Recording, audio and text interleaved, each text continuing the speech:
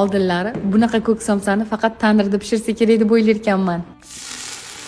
Adashgan ekanman, duxovka pechida ham undan ham mazali qilib pishirsa bo'lar ekan. Videoni saqlanib qilib oling. Bitta somsa uchun so'qoqqa borib yurmaysiz. Ishimizni ismaloqni yaxshilab yuvib, quritib qo'yishdan boshlaymiz. Ketidan bir zumda tayyor bo'ladigan xamir qorib olamiz. Ishimizga suv, tuz, uksus solib aralashtirib olamiz. Ketidan yumshoq saryog'imizni hamda un solib, qo'lga yopishmaydigan yumshoq xamir qorib olamiz. Ko'katlarimizni to'g'rab olguncha tindirib qo'yamiz. Piyoz va ismaloqni videoda ko'rsatilgandek to'g'rab olamiz. Gazda qizdirib olgan o'simlik yog'i hamda tuz solib aralashtirib olamiz. Tinib olgan xamirimizni bo'laklarga bo'lib dumaloq zuvalacha yasab olamiz. Un sepib, yupqa qilib yoyib, teng yarmiga ko'katlarimizni solamiz. Xamir chetlarini suvlab, ustini yopib olamiz va qo'limiz yordamida bosib chiqamiz. Somsalarimiz ustidan suv surib chiqib, duxovka pechiga pishirishga yuboramiz. Video retseptim tayyor. Albatta siz ham tayyorlab ko'ring. Video retsept yoqqan bo'lsa, yurak-ichini ayamang.